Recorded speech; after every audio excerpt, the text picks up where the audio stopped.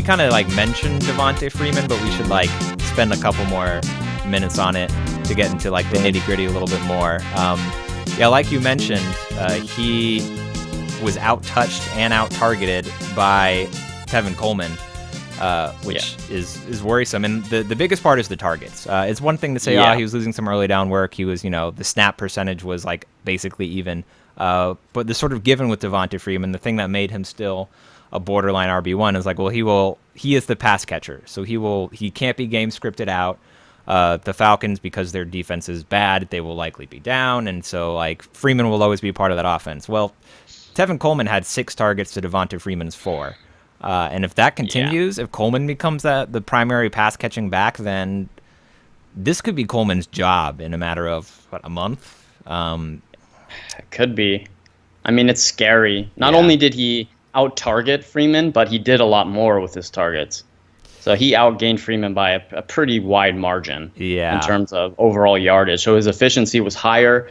Freeman played in 55% of the snaps. Coleman was at 49%. So almost an even split. Yeah, the problem with Freeman is that even if you're going to try to sell him, he had 4 fantasy points in standard scoring. So it's hard to sell him as like, oh no, he's still an RB1. Look at what he did. So you're selling him purely off of his name value. This week he plays Oakland, which I wouldn't say is like that great of a matchup. It's probably neutral. I don't know. You're kind of the resident Oakland expert. I mean, I would hold Freeman. Obviously, I don't think he has.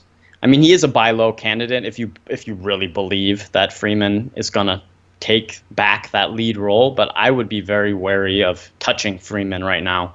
Now, if you're a Freeman owner, what you should probably do is wait for him to play this week, because there is a chance, game script wise, if he really is this pass catching back like he was utilized as last year, then you should wait, because theoretically they should be losing this game in Oakland. Mm-hmm. Now, obviously things don't always go to plan, but there is a chance that he should have a better week than 4 points in standard, right? Yeah. Oakland doesn't have the best defense right now. They have a lot of new bodies. They're trying to figure things out, and we just saw them get torched by New Orleans. Now, obviously, that was in the downfield passing game. Their run defense was okay, probably middle of the pack. Mm-hmm. But, I mean, they didn't really see much because New Orleans just kept on throwing the ball down the field. So I would wait with Freeman, see how he does against Oakland. Historically, I mean, the past couple of years, they've been eaten alive at certain points by these type of running backs. So there's a chance he could blow up, and then you trade him. Yeah, trade him. Yeah, I don't think I'm trying to buy him right now. I'm like too worried about his usage. I guess he's a hold because he's hard to sell after a poor week 1. But if you can sell him off a name value, I would do it. Like a trade that I could see being feasible if you package it right is like Freeman and some nonsense piece for like Thomas Rawls and something else. Because at this point, I might rather have Rawls than Freeman. Yeah.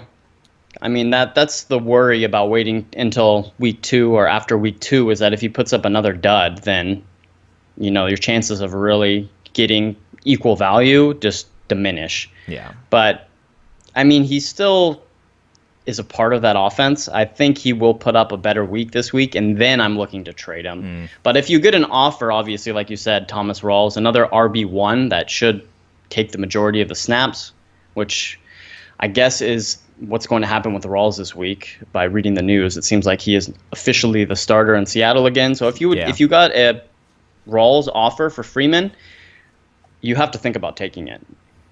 I mean, honestly. Yeah, if that's in the play.